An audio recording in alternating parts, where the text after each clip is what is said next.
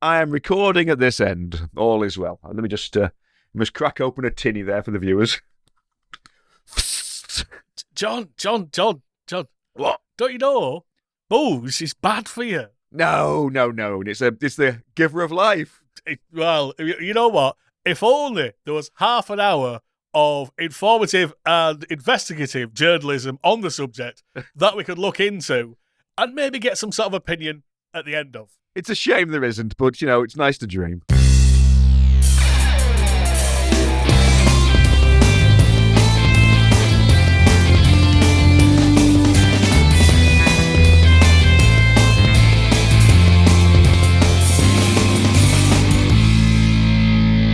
Hello and welcome wherever you are to Elfsplaining with me, Ben Baker. And me, John Matthews. And Elfsplaining truly makes you happy this week, which, it's first time for everything and all that stuff. It's the reason for that. It's a reference. It's reference humour, which is very clever. Yes. Oh, yes. This episode, which first aired in America on March 28th, 1988, that we'll be talking about today, is called Tequila. Well. Unless it's German, when I hope it snaps. Oh, just like a big foamy stein of booze. I went to school with Foamy Stein. Oh, yeah. Is he well? He's fine. He's dead from alcoholism. long dead. In Germany, the episode was called Der Geist aus der Flasche, which means the genie in the bottle. Oh. And once again, the program description gives away the entire plot, so I shan't read it out. Fair enough. Now, I've got some big news at this point in this juncture. Large news, you say? Large news, yes. I went to school. No. The ratings for this episode, 19.4, which is not the highest it's ever been, except it is the highest position. It got to 6 in the top 10 most watched programs that week between oh my word, the Golden Girls and the brand new Wonder Years. Well, which had just launched, and those two behind Who's the Boss. And for some reason, the last time there was a really big spike in viewers, it was that one where Alf makes the rock video to try and cop off with Lynn. Yeah. Not our favourite episode. No, so I was hoping that this one wouldn't follow suit.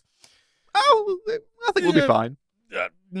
The director was Nick Havinger, again, and a very sort of odd writing credit. 2 names that only have this one episode, with a story by and a teleplay by credit. Yeah. The story by Sandy Gillis, which IMDb is absolutely adamant is a man, but I don't think it is. I honestly spent about half an hour trying to find out who Sandy Gillis was, and all I could find out was I'm married to Tom Gammill, who is a huge comedy writer. Yeah.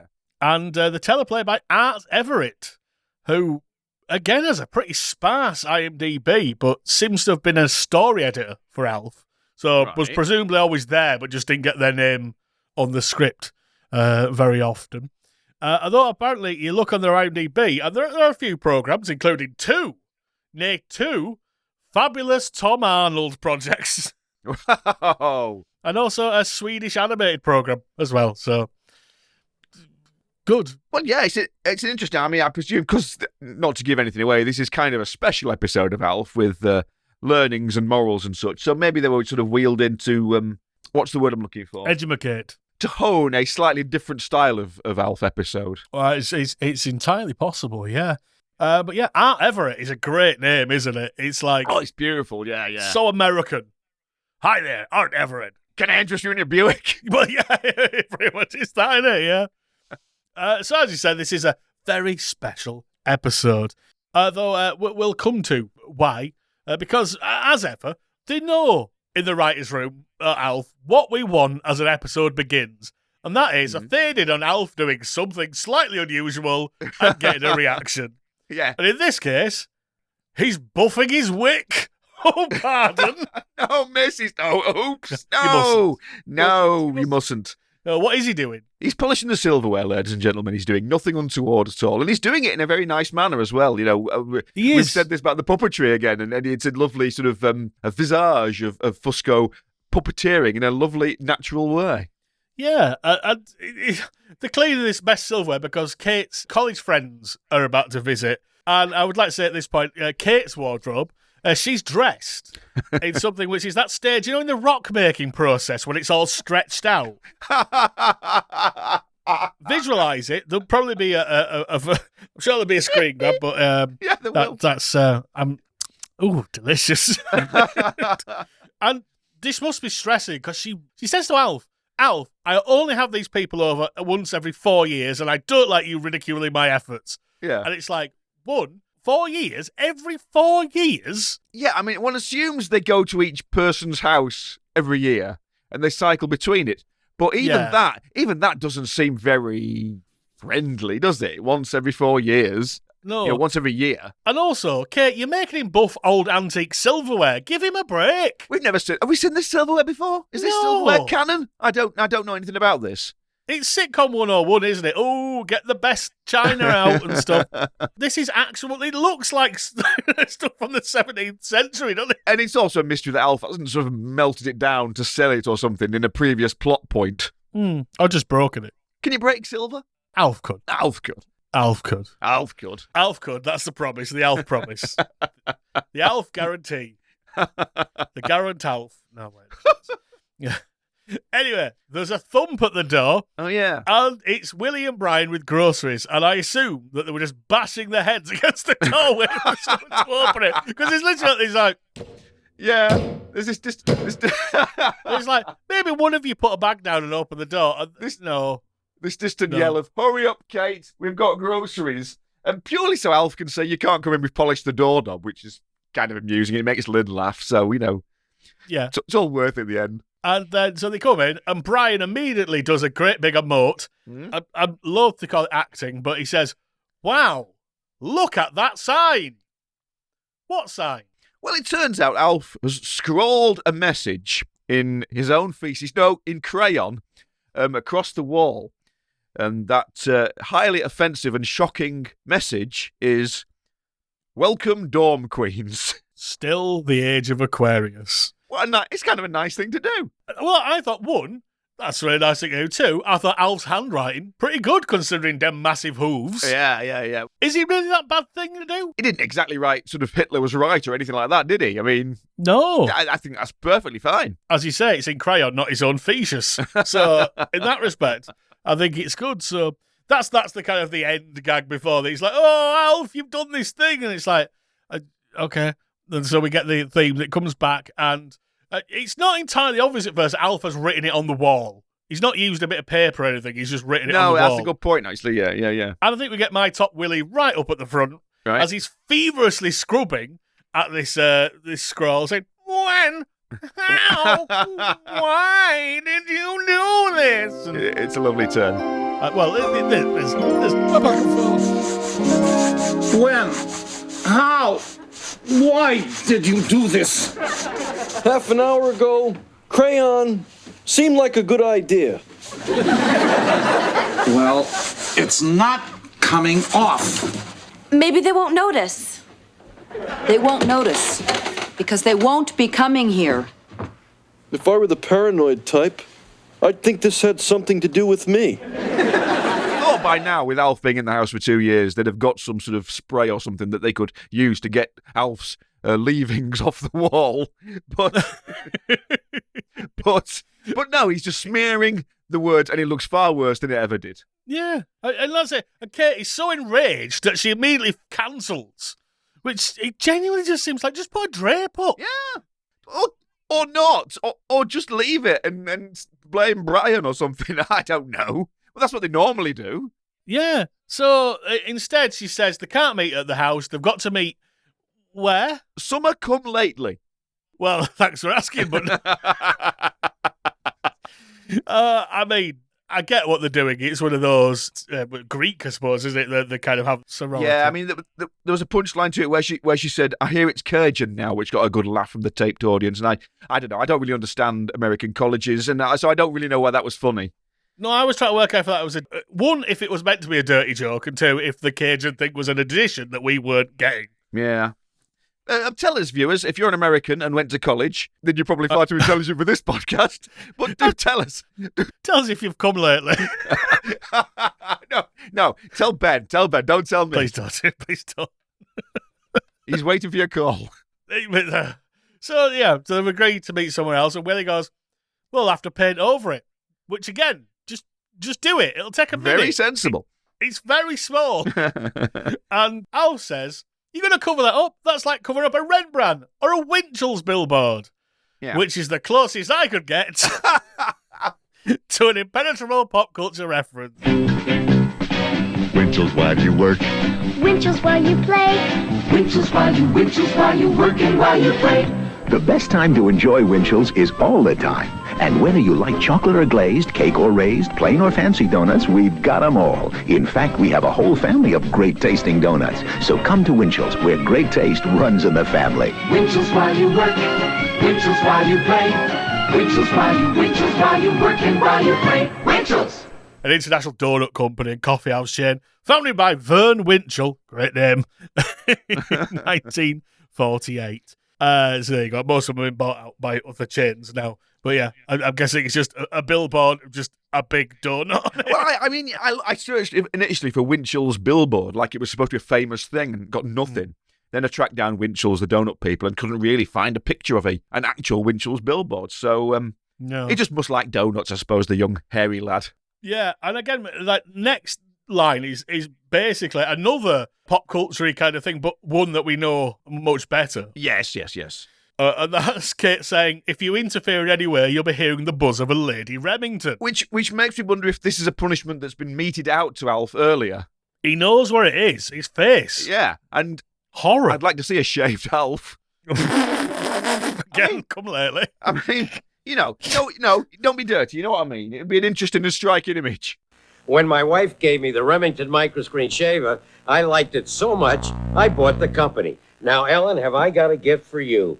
The new Lady Remington Smooth and Silky Hair Removal System. You will revolutionize your shaving habits and enjoy hair-free legs for weeks at a time. Smooth and Silky's hygienic rotating roller quickly removes hair below the skin at root level. Thanks, Vic.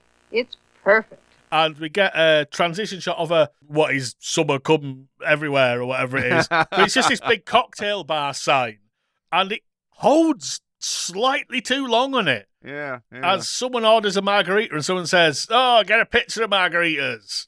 And then we fade in and there's Kate and three other women who are surrounded by empty glasses and lettuce. Yes, they haven't eaten their salad, is what I learned from this. That's all I could gather. I don't know how long they've been there. Again, they do this.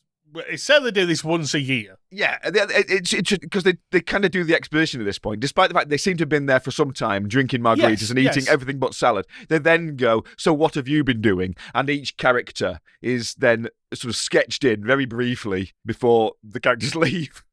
Yeah, exactly that. There is an interesting bit, Moira, who's going to be our main guest this week. Well, she says, "Tell me what you've been up to." And someone goes, "Well, we haven't been trying cases before the Supreme Court state, like some people." It's like, good lines. Good, I mean, good work. It's not natural, is it? No. I don't say things like that to my friends. And when Kate suggests that they might become Chief Justice, she has not a chance. I smoked marijuana once during the 60s. That's like a prerequisite for the job these days, isn't it, ladies and gentlemen? It does feel like an oddly prescient joke, doesn't it? Yeah. Especially the Clinton administration and all that. I never inhaled nonsense.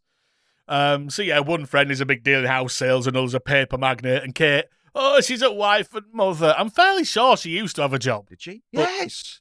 I'm sure she had a job, but apparently now she's just a wife and mother, and they go, "Isn't like Brian like 32 or something?" Yeah.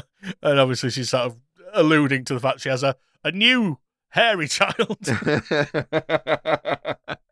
She can't dwell on that one, obviously. And they're having such a lovely conversation, these friends that only meet once a year, that two of them immediately have to leave. Because apparently they've flown out for 3 hours of lettuce. Yeah. Can we come up to you next year? No, we can't. All right, we'll come back here then. That was it. Yeah. So it's like, why? Why did you do this? It was the 80s, wasn't it? It was the 80s. They didn't have video phones back then, or these modern gizmos that we do. No, but again, it's like, if you were doing this story, did you need all that setup? Well, no. Did you need 2 other people there? No. Anyway, so there's just Maura and Kate at this point, and Kate says something nice to her, and Maura bursts into tears. She's fallen out with her husband, and she asks, can she stay the night? And of course, Kate goes, because there's an elf and everything. The elf, yeah. So she has to use an actual public payphone, which feels unusual, but obviously perfectly in keeping with the times. Also perfectly in keeping with the times was a poster behind her for the band Pleasure Mask, and I thought I'd look them up and see if they went on to do anything successful, and they didn't.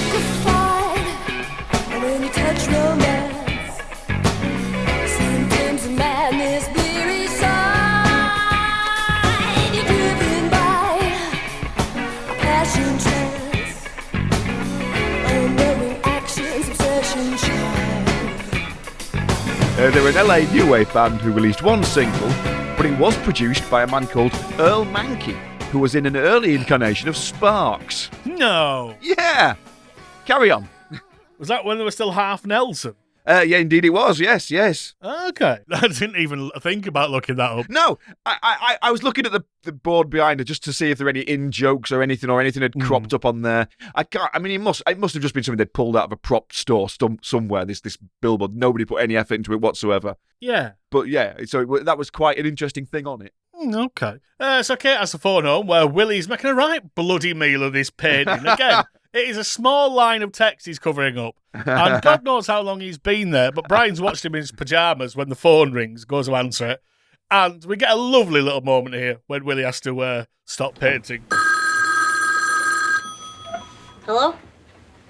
Dad, it's for you. It's Mom. Go ahead, Willie. I'll hold the brush. Well, okay, but don't paint with it. I won't. Don't eat it. He didn't say not to lick it. It's implied.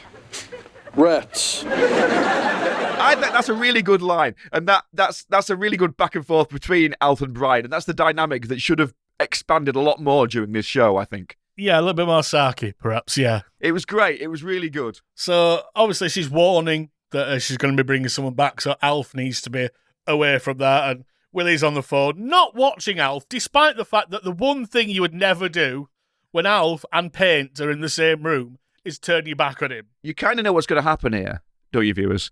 But, I blame nobody but Willie for this catastrophe that is about to befall Tanner's sitting room. It is completely Willie's fault. If Willie was to get angry at Alf, I would be furious about that because it's Willie's fault this happened. And what happens is Alf shuffles up the ladder, which then falls over, mildly splattering the sofa with some white paint or beige paint. Although Alf does get a good line. At least I got none on me. Which is lovely. Yeah, I mean, it's lovely. There's like an arc of Alf sort of hurtling through the room as the paint comes down and everything. It's pretty. It's a good visual gag. Yeah, absolutely. It's probably the highlight, to be honest, on this episode. And so Alf is covering himself with sticking plasters after his accident. And Willie says, "You'll be sleeping in Brian's room tonight." Yeah. Alf doesn't want to sleep in Brian's room. For why? Well, his Smurf clock offends him. The grinning blue idiot, apparently. Alf wants to go in the garage. Put him in the garage. Again, this is a part of this plot. This is like the third part of this plot that makes no sense at all. For an easy life, they could have just stuck Alf in the garage. Yeah. I'm curious. Obviously, it's just like a bit of a random thing. We don't explain in any way. But Alf and the Smurfs both appeared in Cartoon All-Stars to the Rescue. Oh. That bizarre 1990 anti-drugs thing thing starring loads of Saturday morning cartoon characters, which we'll have to look at some point because it is a fascinating thing. Have you ever seen it?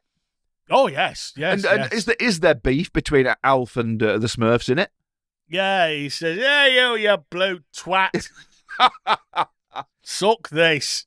No, I don't know. I don't believe so. Every so often I'll get little YouTube shorts about it. Not shorts, that you wear shorts on YouTube. Because we watch a lot of Alf on YouTube, so the algorithm thinks we want to watch Alf shorts. But no, it's always about this the cartoon All Stars thing, because Garfield's in it as well, isn't it? And it says, that time Alf shared the screen with a cat and didn't eat it, ha ha, and that sort of stuff. So Kate's bringing Maura home, going, "Oh, we are home now. I hope everyone," that kind of warning. Yeah, ahead way. It's very bizarre because obviously he's set up a bed. Willie still thinks as a cat, he goes, "Welcome to my humble abode, and I hope you don't mind sleeping on a bed," because he's obviously prepared in his mind to say, "I hope you don't mind sleeping on the couch." The couch is now covered in paint and has been seemingly burnt. Well, that's what he says. Kate, who's confused, goes, "Oh, there's normally a couch there, but we're having it clean." And Willie goes, "And burned." Yeah. Which is like, what? If it suggested that Alf had soiled himself all over it, I'd be like, yes. Fully understand. And indeed, there are liquids coming out of Alf later on, which would make you want to burn a couch. But this is not it. So, yeah, it's very odd. So she's home, and Lynn appears. Oh, yeah. Oh, is this that same little girl that used to drool on my law books? Well, I've developed a greater respect for the law since then. And since I read your arguments in People versus Fusco. You actually read those arguments? Oh, sure. Maura, what do you take in your tea? Usually bourbon. Which is my impenetrable pop culture reference of the week. That's okay. Well, she says, "I read your arguments in People versus Fusco," which is a reference to Paul Fusco, an American puppeteer, actor, television producer, writer, and director. He's best known for Space Cats. Oh, yeah, I remember the cartoon series. Yeah, Channel 4 used to show it, yeah. He produced in association with Marvel Productions, ran on NBC in the early 1990s, and was a mix of live-action puppetry and animation. Episodes would begin with the live-action puppetry, where Captain Catgut, voiced by Fusco, the leader of the Space Cats, would receive a mission briefing about the trouble in hand. Sadly, it only lasted one season, produced 13 episodes, but a nice niche reference to a TV insider there, Paul Fusco. Yeah.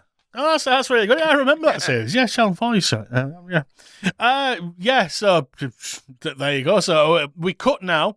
It is the middle of the night, because again, darkness.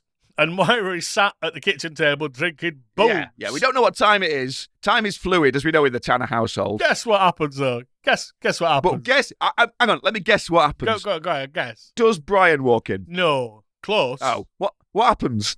Alf poddles in to use the fridge. And he's immediately spotted. I don't know how, just because there's a massive bright light on his face.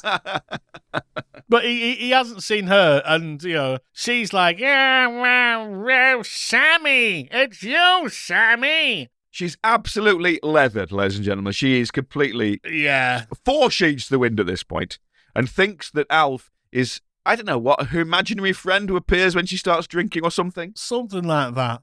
So we should say at this point that this is Maura. It's Dorothy Lyman, who's another one of those IMDb wonders. Yeah. Although probably at this point this happened, she was well known to audiences for the soaps Another World, All My Children, and the sitcom Mama's Family, which also gave us Beverly Archer, aka the murderous Mrs. Bird. Oh yes. So there's a through line there, and so she's another sort of. I suspect a face that some people would have recognised, a low-level guest star. Yeah. Which is good for it. So when we return from the ad break, the lights are now on in the kitchen, and Alf is saying, "So I'm a figment of your imagination, yes." It's very subtle. You would barely notice the weaving of the message in there. And now you know me, Ben. I drink a lot.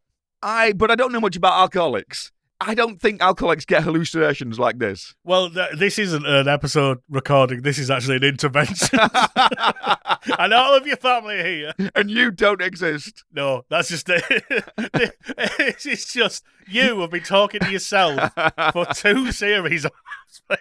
I wondered why the ratings had plateaued. But yeah, it's a very odd thing. Apparently, I just wrote, apparently she sees a figment of imagination a lot because alcoholism, ? I mean, is she on something else, That's just it. If she were on some sort of mind-bending hallucinogen, you could all right, fair enough, but she's just drinking tequila, and she offers Alf some, and he does have a brilliant line. Oh, yeah. Which is, wholly owned and operated. Yeah, that's going into my regular daily use, that phrase now. That's a brilliant line. Apparently her and Sammy, the imaginary friend, have been drinking tequila for 7 years now. And there is a little bit of a weird thing here because we kind of act like Alf isn't someone who's already drunk before. Because in the early episodes, he has a beer. Yes, he's definitely drunk. Certainly the first episode he was boozing beer, but not since season 1, definitely. No, but he's an old man compared to them. Oh, yeah. He's allowed. He's allowed. Yeah. So they sit down on tequila, and we get another establishing shot of the house to prove it's sort of early morning. And Willie and Kate are in bed, being awoken by the most horrendous noise.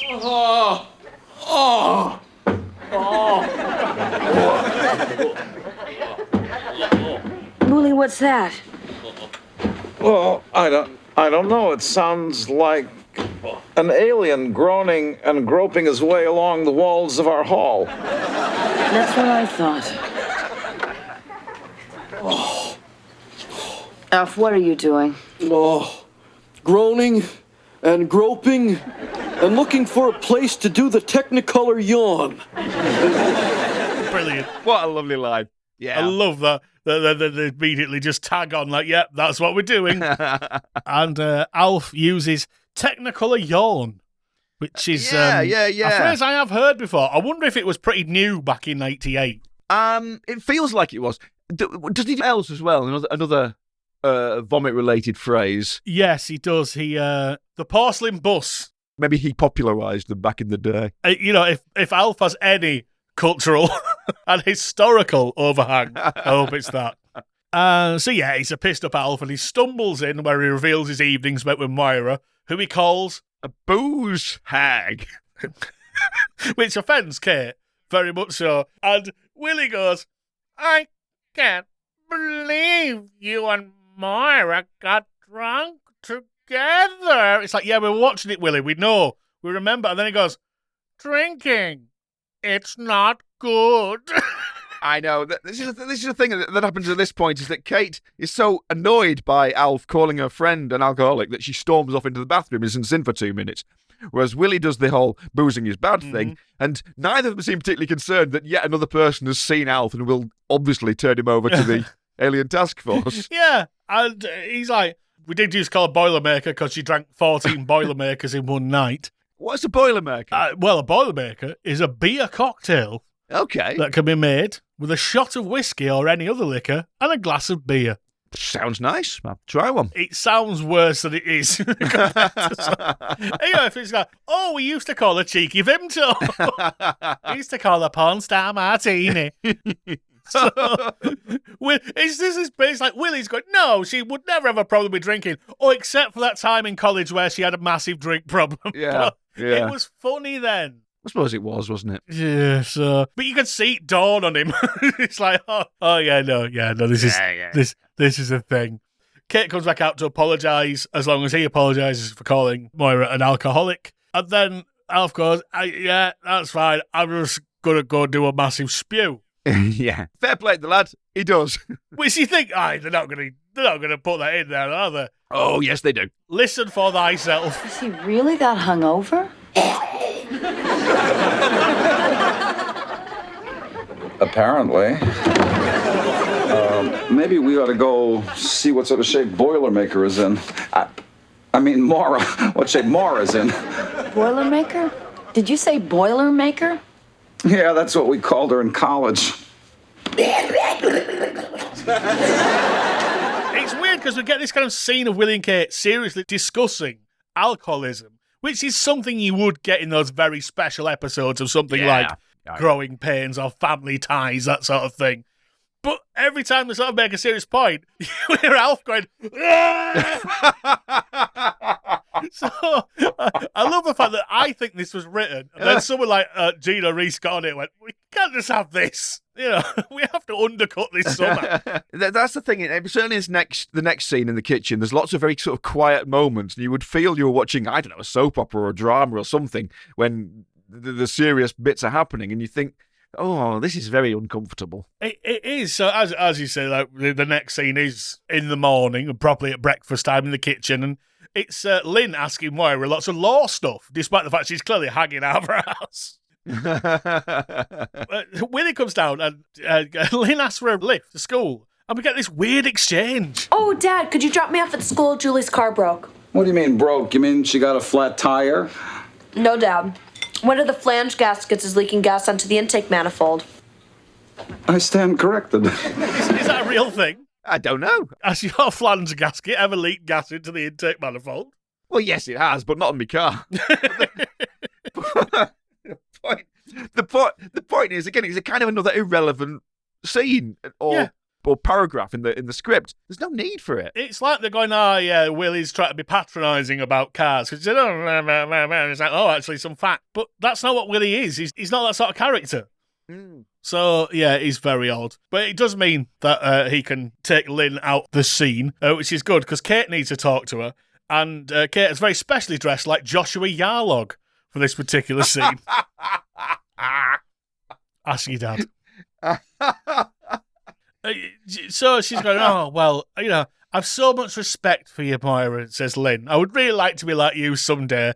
And that makes her burst into tears. And it's just it's so painfully on the nose. Like, it needs undercutting with another Alf spew. It would be nice. Yeah, because Willie ushering Lynn out going, it's all right, I'll tell you later. And there's no laughs and no levity about the whole situation. It's a very miserable and awkward thing to be going through. And a nice echoey Ralph from Alf in the background would be fantastic at that point. Exactly. Maybe as they open the door to inch out awkwardly, you could hear Alf honking away. So, no, it's not terribly long. We get like a minute of sort of Kate asking Moira if she's got a problem with alcohol and blah, blah, blah, and she's denying it. And Alf, who's listening at the door, storms in and says, only you can see me. So Kate pretends not to see him, obviously. Yeah. And then he gets full Inquisitor on her, basically. And it's kind of the Alf version of attempting that sort of serious scene. And I cannot imagine what it would be like if he wasn't there. Again, like, we have had Alf being the voice of reason before, and it's always slightly odd. Yeah. Alf being the voice of reason and the sensible man in the room rather than the voice of chaos as is traditional. I don't know. Yeah, it feels like a bit of a public information film at this point. Yeah, it really does. But then he goes, you should go to the Betty White clinic. Yeah. And Kate corrects him and says, Betty Ford. You think that's something's going to be like, oh, you can see him, but no, she just goes, yeah. And then it goes very serious. And we have this serious thing like, maybe I'll get help. And Alf goes, good, I hope I never see you again. Clever line. Smashing, not funny. And then as he's leaving, he goes, oh, maybe it was the Betty Boop clinic. Yeah. Just to remind us we're watching Alf. Good for him. And yeah, that's kind of like, that's it. So the next scene is that tag-on one we always get at the end. And Willie is going through the mail, and what does he have for Alf? Well, a cheese catalogue. A cheese log catalogue, which is, he's so delighted. I wish I was that happy about anything ever. I know what you mean. Alf is for that cheese log catalogue. And it is the word log which makes it funny, which is why I had to. Joshua Cheese Log. So Kate, of course, got a letter from Moira because, are we going to wrap up the story otherwise? Exactly. This is the way that they wrap it up. She's, I don't know, where is she? She's in a support group. That was it. Yeah, saying lots of witless comments like, I'll only be drinking soft drinks from now on and stuff like that. And yeah, she says, I'm even starting to like the taste of plain tomato juice. Ha, ha. Yeah. And Alf says, I hate it when people write in laughs like that. He's right. I approve of his message there. But then Willie turns around and goes, at least you didn't write, I kill me. Which is, again, a good point. It is, but it's such a... What? What? Okay, fair enough. Alf says, did you mention me? He's like, no, of course not, you dickhead, etc. But, you did a right good thing again, so you're going to get a nice reward. And what does he choose from that reward? Well, a large cheese log. I can't remember which one. It's the Munster Special or something. Munster Madness. Munster Madness, that was it. £50 of cheese for $99.95. And he goes, oh, she really walked at that one. And Willie goes, she sure did. And he starts getting his wallet out. And then the scene continues. Like you think it's going to stop. Yeah. But it continues for another 20 seconds. And I'm fairly sure at one point Max Wright looks at the camera as if to say, are we done? And Sinead laughs You know, because he makes another joke. It's a crap joke, but it doesn't feel like this is a scripted bit suddenly. No, it's an ad-lib. It's an ad-lib at the end. Yeah, he says, be thankful I didn't get the Nell Carter ball. Yeah. And yeah, as we've previously discussed, Nell Carter was an actress on sitcoms at the time, Give Me a Break and stuff like that, who was known for being oversized, shall we say. The scene has clearly ended. They're all waiting for the scene to end, and Fusco comes up with this brilliant little ad-lib at the end. I say brilliant ad-lib. It's a spontaneous ad-lib, and they laugh at it naturally. And it's Max Wright and Anne Shadeen laughing at the joke, and they keep it in. And I rather warmed my heart, that did, to see that at the end. Tell you whose heart wasn't warmed. Okay, yeah. I don't know if you remember, there is someone who might be reviewing episodes of Alf right. on IMDb. Yes. And that's our old pal, I missed him. Bevo. Yeah. 13678. And normally he's very, very positive. But this time it says, the headline, booms. And the review, I'm sick of Alf meddling in other people's business. If he has a problem, he should go back to Melmac. But also, 10 out of 10. I feel they may be in on their own joke there, which is lovely. Go back to Melmac. So that's it. That's your episode. We always ask at the end, did that episode of Alf need Alf to be an Alf? I think it did. Yes, it did. But was it an Alf episode? Not really, no. So it's a bit of a confusing one, isn't it? Yeah. I don't even know if I picked a top Willy moment out of it. No, maybe the painting business. I know, and he didn't get a Willy's wardrobe or anything. So it wasn't. Well, I just put for that Grandad mode. That's all he wears. Yeah. It's a weird one because it either needs to be a full parody of a very special episode, or not. Yeah. But this is the era of 80s sitcoms doing that sort of thing. Oh yeah. It's of the time, but it's Alf. There's so much irrelevance in this episode as well. Like the sign on the wall. Who cares? It doesn't matter. Why are those two other women there? They don't need to be there to keep the plot going. No. Alf, you're sleeping in Brian's room tonight. Why? There's so much inconsistency about this episode, and the whole alcoholism thing is done so wrongly anyway, because you don't hallucinate when you get drunk. I don't know. I don't know what to say about it. It seems to have been the sort of thing which is written by someone who's never been drunk before. That's all I can imagine. In that respect, the MVP for this episode. Yeah. I really struggled. I mean, I have to give it to Kate because it's essentially a Kate episode, and she does all right with what she's given. The responses to things like, can I come and stay at your house? And she instinctively goes, no. And then sort of backs up on it. Yeah.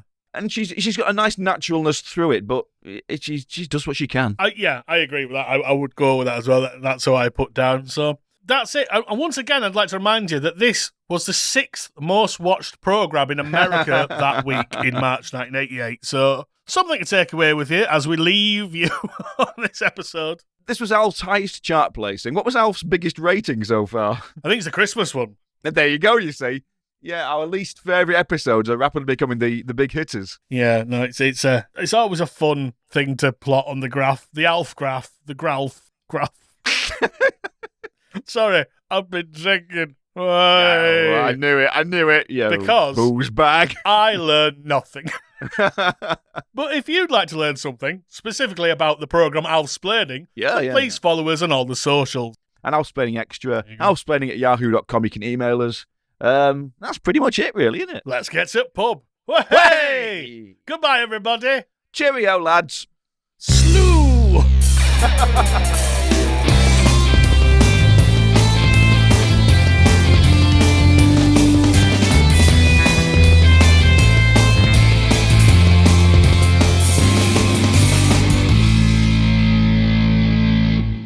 I don't remember eating that.